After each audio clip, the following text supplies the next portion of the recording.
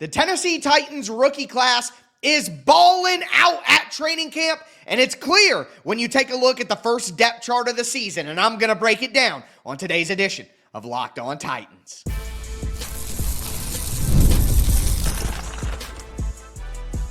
You are Locked On Titans, your daily Tennessee Titans podcast, part of the Locked On Podcast Network, your team every day.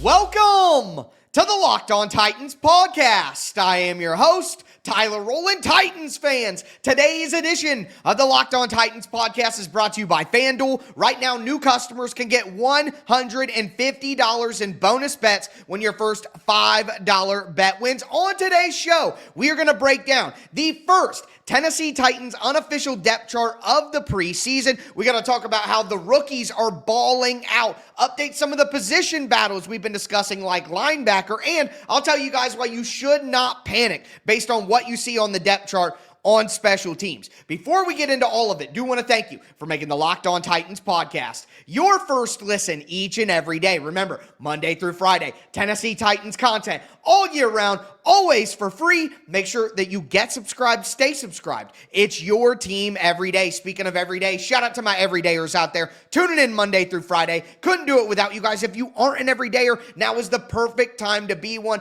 I'm going to have 14, 15 shows for 13 straight days going over all the joint practices, all the preseason games, everything you need to know to be the most informed and entertained Tennessee Titans fan that you possibly could be. There's a reason this has been the number one Tennessee Titans podcast in the world for multiple years running. Make sure that you get subscribed, stay subscribed. It's your team every day. With that being said, you look at the Tennessee Titans' first depth chart of the season. We start on the offensive side of the ball, and when I talk about the rookie class balling out, obviously I mean Cam Ward in that as well. Now, Cam Ward has had an up and down training camp so far. There is no way around that, but nonetheless, Cam Ward is the number one quarterback for the Tennessee Titans. He is the starter, and despite some who tried to drum up the quarterback controversy stuff with Will Levis, even when he was healthy, we all knew, if you were being logical, that Cam Ward's going to be the starting quarterback for this team. Now, Brandon Allen as the backup quarterback, that's to be expected as well. We've talked about that. Brandon Allen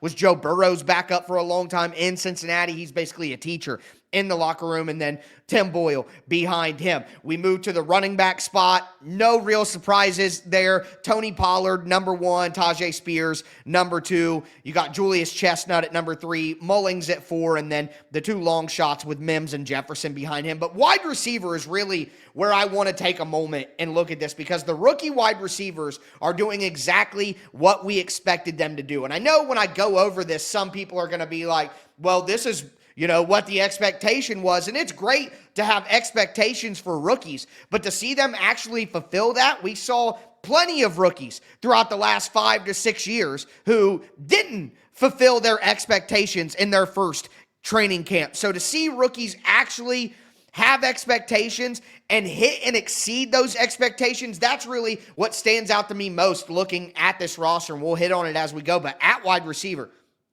you obviously have your veterans who are going to be listed as the starters, with Calvin Ridley as the Z, Tyler Lockett in the slot, and Van Jefferson as the X wide receiver. But right behind Van Jefferson, you have Elic Ayomanor, the mid-round pick out of Stanford. And I've talked about how I think Ayomanor is the rookie receiver who could make the biggest impact right away because of his skill set. He is 6'2", 215 pounds, big, physical wide receiver. And I think that he could be that number one primary X receiver for the Titans by the end of the season. We could look back and look at that. But for Ayomanor to already be in that spot and already have proven that he deserves that spot, that's great stuff. And all the great reports from Elic Ayomanor out of camp, I don't think it'll be something where, he doesn't get on the field because Van Jefferson is out there. And you can move Van Jefferson around as well. That's part of his allure as a player. But also we see Chim Dike as a number two wide receiver. And here's the thing,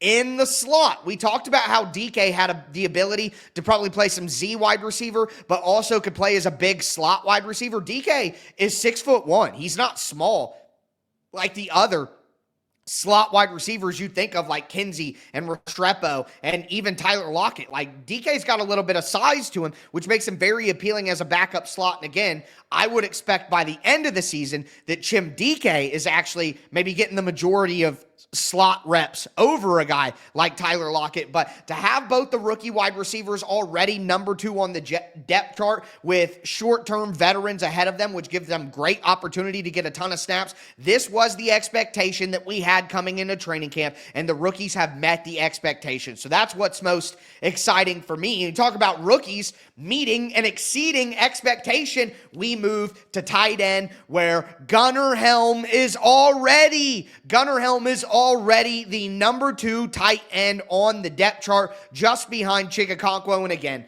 I have made my point throughout that I think Gunnar Helm will ultimately be the tight end 1 for this team. He will play the most snaps at tight end this year for the Titans. Of course, health involved, all of that. If Chigga were to go down, I'm not going to be like, oh, I was right, he played the most snaps. That's not fair. I'm saying if everybody is healthy for the entire season, I think it would be Gunnar Helm who gets the most snaps at tight end, even if I think that Chigga will have better statistics and be a more explosive offensive weapon. I just believe in Gunnar Helm's versatility, and the fact that he has already passed up a guy like Josh Whyle, who has a very similar skill set. I think that tells you a lot about how impressive Gunnar Helm is. For it to be 2 weeks of training camp, and the Titans have already vaulted Gunnar Helm over a third-year player like Josh Whyle, that means something. And if you go back to the Mike Vrabel days, rookies were never getting out of the doghouse ever on these depth charts. So I am very impressed with Gunnar Helm, but this is what I expected. Again, they're meeting a high expectation. And got to give a ton of credit to Gunnar Helm for doing that. Staying on the offensive side of the ball, finishing out with the offensive line. No real surprises on the offensive line when it comes to starters. Dan Moore, Peter Skoronski on the left side. We know that Cushenberry will be the starter when he's back, but Corey Levin is listed as the starter right now, but I've been telling you that for 2 weeks, that Corey Levin has been starting at center with Lloyd Cushenberry out. You have Zeitler at right guard, J.C. Latham at right tackle. No expectations, no interest. That's what it should be. But you go to that second line, and I think when the Titans brought in a bunch of those veterans in free agency, the trio of Ali Odu, Sam Mustipher, and Brandon Jamies, when they brought those guys in, it was like, oh, they are going to compete with the young guys on the Titans roster already, the John Ojukwu, the Jalen Duncan, the Andrew Rupcich, the guys who are already there. Well, all the Titans holdovers have won those battles. John Ojukwu is over Ali Udoh. Jalen Duncan is over Ali Udoh and Brandon Crenshaw-Dixon, who is the third string tackle for the Titans. You look at Blake Hance at second string right guard, but Andrew Rupcich at second string left guard. And you would think a guy like Jackson Slater may be able to get into that party, but Jackson Slater is actually the third string guard behind Blake Hance and behind Kevin Zeitler at right guard. So that's very interesting to monitor there. But again, the young Titans guys, Duncan, Rupcich, Ojukwu, guys who have been around for a minute, beating out some of these veteran guys like Jamies and Udoh and Mustipher, who have starting experience. That's good news, not only for the Titans' depth, because you'd rather have younger guys who are depth guys so you can keep getting more potential, but it's also Bill Callahan. If Bill Callahan has turned Jalen Duncan into a starting offensive tackle, if Bill Callahan has got John Ojukwu and Andrew Rupcich to the place where they're beating out these veterans who have starting experience, that's a good sign for the offensive line health overall as a group. So keep an eye on Jackson Slater, though. Again, third string right guard. I think that he's better than that. I think he's going to play higher than that. I think he's making the team. But again, technically he's behind a guy like Andrew Rupcich. So that's something that's going to be interesting to watch. But let me know your guys' thoughts on the offensive side of the ball. Talking about the depth chart, who do you think will rise? Also got to mention one last thing before I go. Xavier Restrepo at wide receiver. I should have mentioned this when I talked about wide receiver, but, Xavier Restrepo is behind Mason Kinsey. He is the fourth string slot wide receiver right now. James Prochet is the third string wide receiver on the outside. Jha'quan Jackson is a third string wide receiver on the outside. So if you're being honest, Restrepo is behind Jackson and behind Prochet. So Sheffield, Restrepo, and Landers are the fourth string wide receivers right now. Not a good sign for Xavier Restrepo, but he should get some opportunities on special teams. We'll talk special teams and why some people are not reading this the right way at the end of the show, but it's time to talk about the defense. Today's episode is presented by Yahoo Fantasy. It's the best time of the year. NFL kickoff is almost here, and that means fantasy football season is back in full swing. And this year, Yahoo Fantasy is turning things up with a fantasy football experience like never before. This year, some of you are playing on Yahoo Fantasy, and you should too, whether you're a first-timer or a veteran making your millionth league. Yahoo has been doing fantasy for such a long time. They have the experience just perfectly crafted. It's been 28 years of fantasy football greatness, and to celebrate that 28 years of fantasy football greatness, Yahoo Fantasy is dropping 28 big new features over 28 days throughout August. To kick it off, they just dropped Yahoo Fantasy's Guillotine League, a killer new way to play fantasy football on Yahoo, where the lowest scoring team each week gets eliminated until there's only one team left standing. With the season around the corner, now's the time to get your league together and give this new mode a try. If you're more into classics, you can still play head-to-head private leagues or join a public league. Stay tuned for more killer announcements and start playing Yahoo Fantasy Football now at yahoofantasy.com/LockedOnNFL.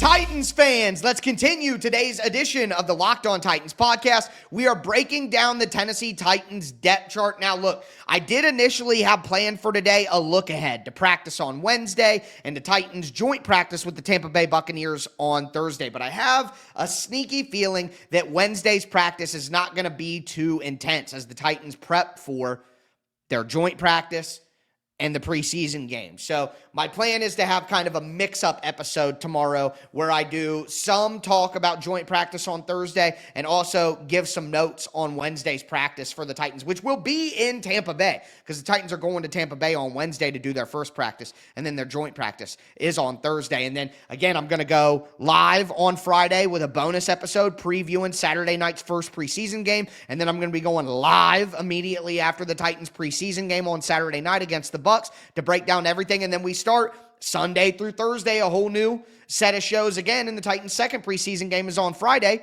So I'm going to have a bonus preview episode. I'm going to have a live afterwards. So much content coming your way over the next 12, 13, 10 days, whatever it is. Math is not my strong suit, okay? But get locked in. Get locked in, all right? Hit subscribe right now. With that being said, though, looking at the defensive side of the ball, the number one thing that stood out to me is the defensive battle that we've been watching most closely throughout the process, and that is linebacker. And James Williams has won. There's no or, there's no slash, there's no differentiator between Cedric Gray and James Williams at the second inside linebacker spot. Otis Reese is the backup to Cody Barton, but James Williams is just the starting inside linebacker next to Cody Barton. He's just the starter. And again, it's early in training camp, and linebacker coach Frank Bush, he keeps getting questions about James Williams because it's obvious to everybody there that James Williams is the starter and is better than Cedric Gray. But he doesn't want to shut down the competition, during camp. So he's just and look, it's early, these guys are battling. But James Williams won. He won. He was better as a rookie. He was more available as a rookie, and he has taken a step forward with his game in the offseason and into training camp. James Williams is the starter. So, we could talk about updated position battles and all that stuff, which we will throughout training camp, but James Williams, with his size at 6'4", 230, with his ability to understand where to be in coverage because he was a former safety, add that to the mental aspects of playing linebacker now being something that James Williams has gotten better at. could have ourselves a pretty solid player here next to Cody Barton. He's a guy who does need to take a step forward for the Tennessee Titans. Now, staying in the front seven, Femi Oladejo is behind Arden Key. Femi Oladejo is Arden Key's direct backup. On the other side, you have Draymond Jones and Jihad Ward. That makes sense because Draymond Jones and Jihad Ward are similar in the sense that they have versatility to be on the outside early, kick inside. I think Jihad Ward and Draymond Jones could even play a little bit of 5 technique and a 5-man front if they needed to, like head up on the tackle or outside shoulder of the tackle in a 3-4 base defense. But what the Titans are doing is they have one defensive end or one outside edge who does a certain thing, and then they have another outside edge who can do certain things. So if you have Draymond Jones and Jihad Ward who both have that inside versatility, they can kind of play the same role no matter what you're doing in the defense. So that's pretty critical right there. Femi Oladejo not listed as a starter, but again, he's behind Arden Key.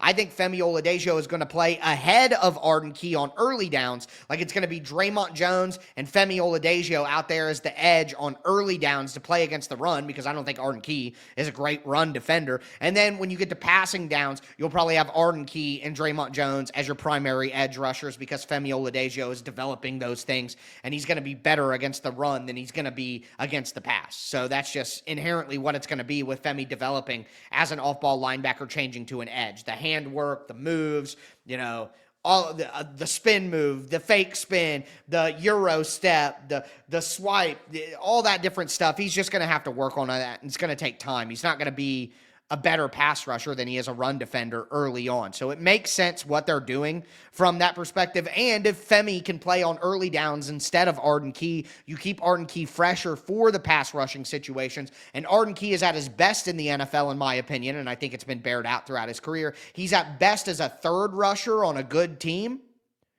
but it's because he can stay fresh and be more effective when he's out there. So if Femi can help spell Arden Key on early downs, that makes Arden Key better as well and helps the Titans defense.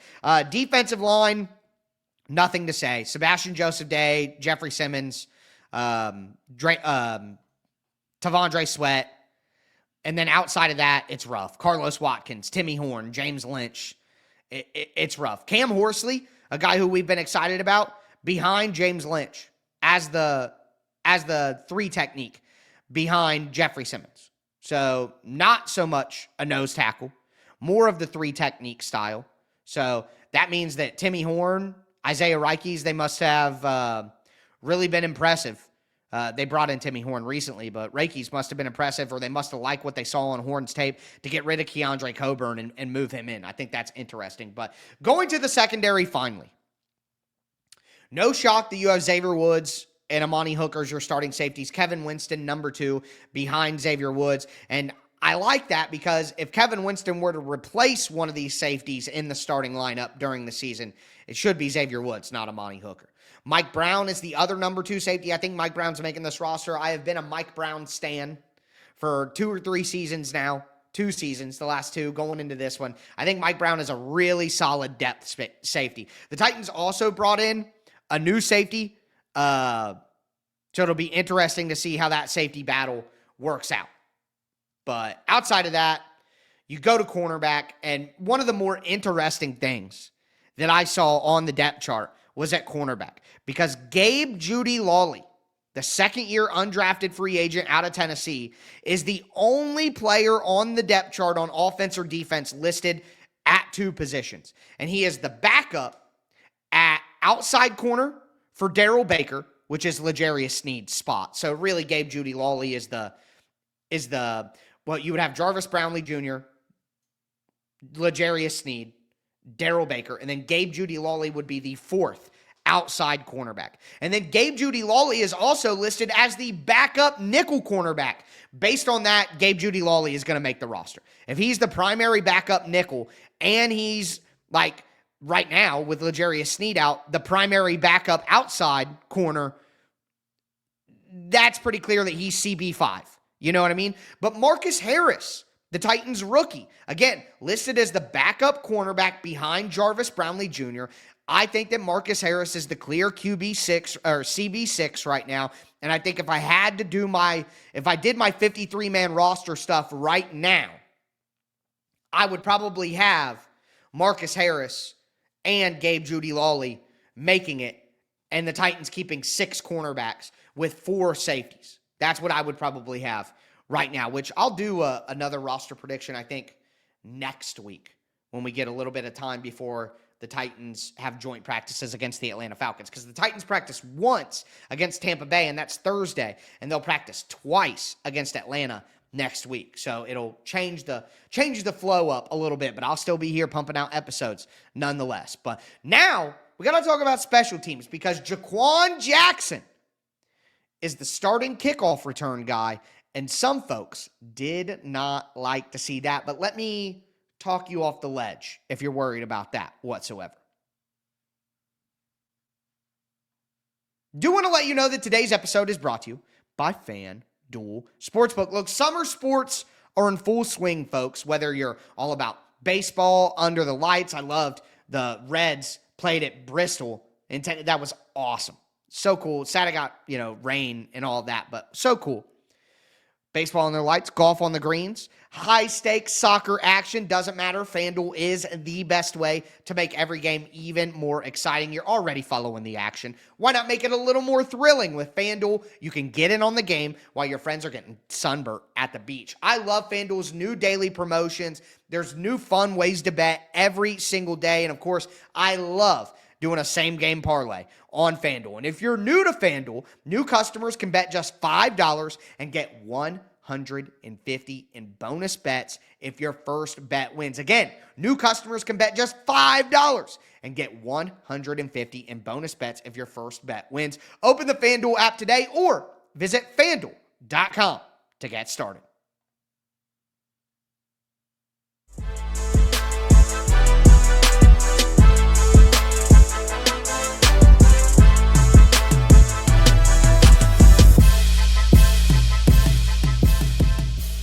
Titans fans, let's cap off today's edition of the Locked On Titans podcast, going over the Tennessee Titans depth chart that came out before this preseason game against the Tampa Bay Buccaneers. Again, the Tennessee Titans have practice on Wednesday in Tampa, not against the Buccaneers. I'm going to be here to break that down tomorrow, and then I'm going to also look forward to the joint practice the Titans do have against the Buccaneers on Thursday. We'll be here on Thursday to break that down. Then Friday, bonus episode previewing the game. Saturday, live after the game. Don't miss any of it. Make sure you get subscribed, stay subscribed, and thanks for making Locked On Titans your first listen. For your second listen, check out Locked On Bets. Betting experts Lee Sterling and Kevin Rogers have daily MLB locks and can't miss football futures. Find Locked On Bets on YouTube or wherever you listen to podcasts. But on special teams, some folks were kind of freaking out. Look, you have Joey Sly as the starting kicker. Joey Sly is the kickoff guy. Johnny Hecker is the punter. Johnny Hecker is the holder.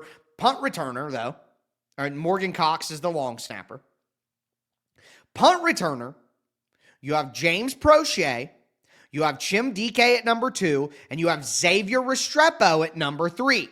All right? And then for kickoff return, you have Jha'quan Jackson, Chimere Dike, and then TJ Sheffield as the third guy. Now, some people saw Jha'quan Jackson as the starting kickoff return man and got upset about that. Why is that? Why is he there? What are we doing? What's going on? He had his chance last year. He's not any good. Why would they do that? Why would he be the star? Relax.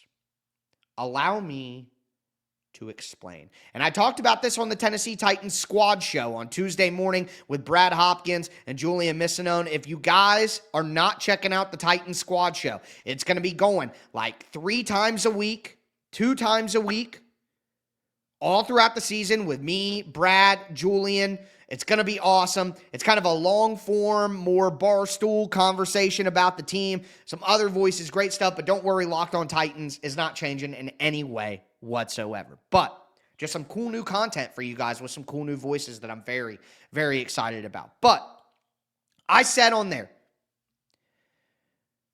this is about the coaching staff getting answers.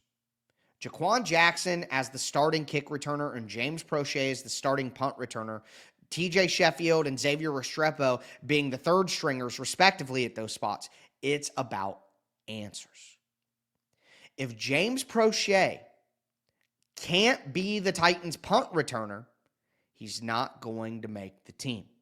And I think Jha'quan Jackson, if he doesn't do a good job as the kickoff returner in this game, in the preseason, he'll probably be cut. All right? The Titans aren't going to start Jha'quan Jackson as the starting kickoff returner, but he already failed at the punt returner job, and if he can't be the kick returner, he's not going to be on the team.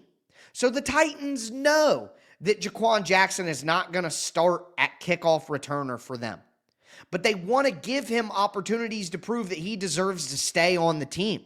Same with Proche. Proche is not a lock to make this roster. Proche has to be the starting punt returner, or he's not making the team. James Proche is not making the team because of his wide receiver ability. He's going to make the team because he can be the 7th best wide receiver, but be the starting punt returner. So you're not going to take Dike or Tyjae Spears, who are probably actually going to start for you, and give them the most opportunities in the preseason. It's the preseason. You don't want them to get hurt. You don't want to overwork people who you're actually going to use. You need to give as many opportunities in the preseason as possible to guys who you aren't certain about if they're going to make this roster. Now, you need to make sure that your best players and your starters are warmed up. And I think the Titans better play their starting players quite a bit, especially on offense. The defense, maybe they can have a little time off, but the offense needs to play. And I'll talk about that later in the week when I do my preseason game preview. The Titans need to play. Cam Ward needs to play. But outside of getting your starters ready to go in a limited capacity, the whole reason for the preseason is to let these depth guys battle it out. And that's not any different on special teams. Jha'quan Jackson is listed as the starter. James Proche is listed as the starter at punt return. Xavier Restrepo and TJ Sheffield are going to get a ton of work on both of those as well, when possible. Because they're trying to see whether these guys can earn their roster spot or not. They know Tyjae Spears can be their starting kick returner. They know Chimre Dike can do it. We know Chimre Dike is going to make the team. But Proche, Jackson especially, Restrepo, Sheffield, you're not going to burn out your real returners when you can use these opportunities to get answers on these other guys who you aren't certain about. So don't freak out about Jha'quan Jackson isn't going to be the starting kickoff returner unless he goes nuts. And then it's a good thing for the Titans. So you just got to understand sometimes what the coaching staff is trying to accomplish by doing this, and understand that the preseason or the depth chart during the preseason can be as much about getting answers on guys as it can be, oh, these are the starters, and, as a look into where they're at. So I think certain spots you can look at and say, hey, this is the depth chart, this is behind who. But you got to also look at certain spots, and especially special teams, and realize this is about the coaches getting answers on these end-of-the-roster depth chart guys, not so much figuring out who is actually going to start. So with that being said, that is going to do it for today's depth chart review. Let me know your guys' thoughts about the offense, the defense, special teams, all of that down below. Tomorrow, I'm going to recap Wednesday's practice, while also getting you ready for joint practices. Thursday, we'll recap joint practice with the Tampa Bay Buccaneers, and then it's on to a preseason preview, a real game preview, baby. And then we got a Tennessee Titans football game on Saturday night. Can't wait. Nobody is bringing you the amount of content and the quality content that I am. I'm going to have film breakdowns after the preseason game on the Tic Tac Titans film channel. Make sure that you check that out. I got merch available in the comments if you want all of that. But anyway, so much football on the way, so much content on the way. You got to get locked in with Locked On Titans. Get subscribed, stay subscribed. That's going to do it for me today, folks. As always, I am your host, Tyler Rowland, and this was Locked On Titans.